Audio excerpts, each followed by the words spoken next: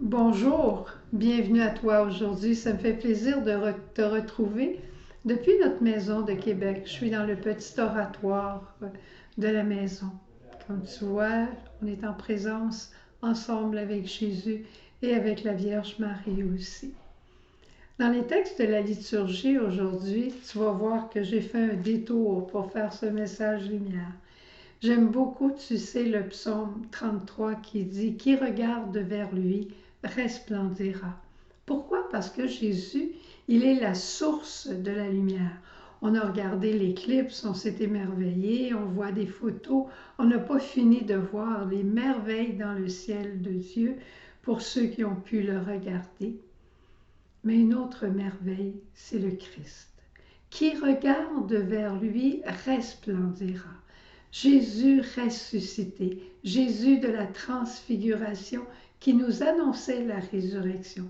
Et bien, plus on le regarde, plus on se laisse inonder de sa lumière, de sa charité, de sa douceur, de son amour, plus on va en resplendir nous-mêmes. C'est par contagion qu'on se retrouve vers Dieu. Et c'est pour ça qu'on porte ce fameux petit bouton ici qui dit « Le club des saints contagieux ». C'est un club qui était cher au cœur de Sœur Jeanne, parce que pour elle, la sainteté ne s'apprend pas dans les livres, mais elle se partage, elle vient du cœur de Dieu et elle se communique de l'un à l'autre. Le kérigme, le partage. Alors, qui regarde vers lui resplendira. Et le psalmiste dit, je bénirai le Seigneur en tout temps, sa louange sans cesse à mes lèvres. Goûtez, voyez, le Seigneur est bon.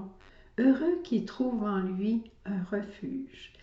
Eh bien, aujourd'hui, on a vécu une expérience communautaire de partager les effets et de partager je dirais, la grâce de l'adoration. Puis on s'est mis à raconter à la table tout simplement des merveilles qu'on a vues avec l'adoration. Depuis qu'on a l'adoration perpétuelle dans nos maisons, comment on a vu des merveilles. Alors, je te raconte simplement, parce que le temps de Pâques, c'est aussi le temps des récits extraordinaires. Je te raconte quelques histoires pour te donner toi-même le goût d'aller à la source, d'aller vers Jésus et de resplendir de son amour. Je me souviens, dans les années 87-88, on commençait à parler de famille monoparentale. Et moi, je me disais toujours, quand une maman ou un papa m'appelait en disant « Je suis impatient, je n'arrive plus à donner d'amour à mes enfants », je me disais « Pauvre lui, pauvre elle, elle est seule, elle n'a pas quelqu'un qui remplit son cœur de ses besoins d'amour et comment peut-il en donner à ses enfants? » Et là, je proposais aux gens, j'ai dit, arrêtez-vous quand vous passerez sur la rue de la Canardière à Québec, arrêtez-vous puis venez voir Jésus au Saint-Sacrement. Même si c'est pour 5 minutes ou 15 minutes, le temps dont vous disposerez, venez le voir, venez lui demander de faire le plein dans votre cœur. Et je peux dire que j'ai vu beaucoup de personnes venir aux pieds de Jésus. Je me souviens aussi, une autre petite sœur nous racontait, sa petite nièce était avec elle un matin de départ après un séjour dans notre maison. Elle était avec sa maman et elle était devant le Saint-Sacrement. Et là, elle disait, notre petite sœur disait à sa petite nièce, « Dis à Jésus que tu l'aimes. » Alors, on va lui dire des compliments. La petite fille avait 3 ans tout de même. Alors, la petite sœur commence, « Jésus, tu es beau. » Puis là, la petite fille a dit, « Jésus, tu es beau. Jésus, tu es la joie. » Puis là, elle continue, « Tu es la joie. » Puis là, à un moment donné, la petite, elle se retourne vers sa mère, puis elle la regarde, puis elle dit, « Maman, je l'aime. Je l'aime, Jésus. » Puis là, elle s'est mise à courir tout au lourd de la chapelle, puis elle criait « Je l'aime, je l'aime ». Elle avait 3 ans. Elle a fait l'expérience d'un cœur à cœur, d'une rencontre personnelle avec Jésus. C'est pas extraordinaire, hein? Puis il y avait d'autres parents qui étaient là aussi à la table et qui ont raconté comment Un monsieur était venu un jour à une retraite à Bécomo. Puis, pendant qu'il était au laude le matin, dans le silence de son cœur, il avait dit, moi, j'y crois pas que Jésus est là dans l'Eucharistie. Et quand le prêtre est arrivé, puis il a exposé Jésus, il n'a pas dit ça à personne, mais quand le prêtre est arrivé, puis il a exposé Jésus, leur petite fille de 3 ans s'est mise à crier, c'est Jésus, il est là, c'est Jésus. Le monsieur, il en a eu pour son rhume, hein? Puis là, il a été profondément bouleversé. Et au repas, quelques heures après, il a témoigné de la grâce qu'il avait eue de croire en la présence réelle à cause de la prière de la petite. Eh bien, croyez-moi pas, les parents nous ont raconté que quand il a eu fini de témoigner, la petite fille qui était encore dans une chaise haute a simplement, tout le monde a trouvé ça extraordinaire, puis elle s'est mise à applaudir, bravo, bravo, bravo, bravo, bravo. Comme si le bon Dieu s'était servi de ce cœur pur, de ce canal qui est un cœur pur d'enfant.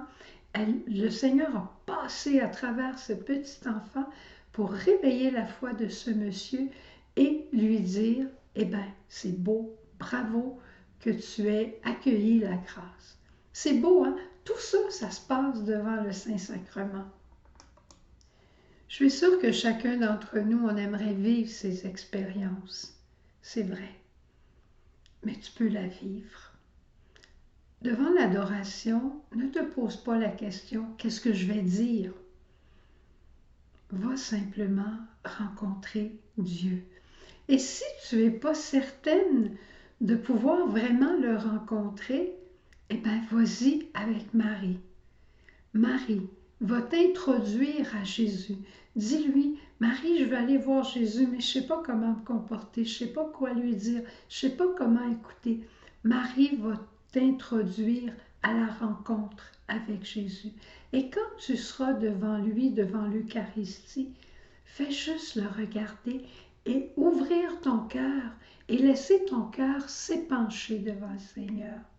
Parce que lui dire, Seigneur, je t'adore, ça veut dire simplement, tout ce que je suis, tout ce que j'ai, je te le donne. Je me prosterne devant toi.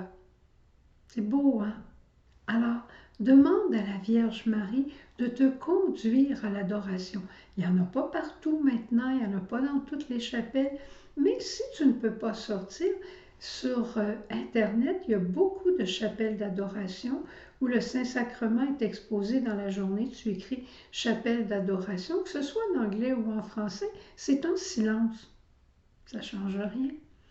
Alors je te souhaite cette vraie rencontre avec Jésus dans l'Eucharistie, rencontre qui veut changer ta vie parce que c'est le Christ miséricorde qui était encore plus humble, encore plus petit, encore plus effacé que d'inventer l'Eucharistie pour demeurer avec nous. Jésus veut demeurer avec toi et il a trouvé l'invention de l'Eucharistie. C'est le trône de la miséricorde. Si tu as besoin d'amour, viens à moi, à mes pieds, et je te parlerai cœur à cœur, dit Jésus. Au revoir, à demain. Et nous allons prendre maintenant ensemble un temps d'adoration particulier pendant ce temps pascal. Jésus, Jésus, Jésus. Jésus, tu es là. Et comme cette petite fille, je veux te crier de tout mon cœur. Je t'aime, Jésus. Je t'aime et j'ai besoin d'accueillir ton amour pour aller aimer mes frères. Jésus, je suis là devant toi simplement pour accueillir ton amour que tu as hâte de me donner, cette effusion d'esprit d'amour. Je viens l'accueillir pour moi et pour mes frères.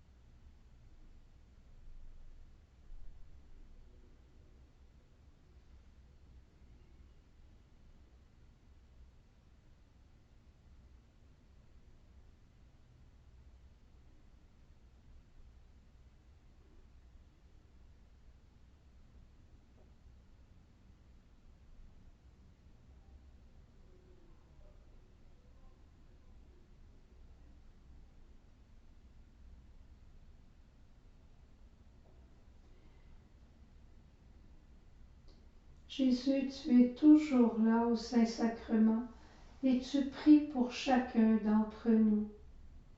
Je veux te rendre grâce de tant nous aimer.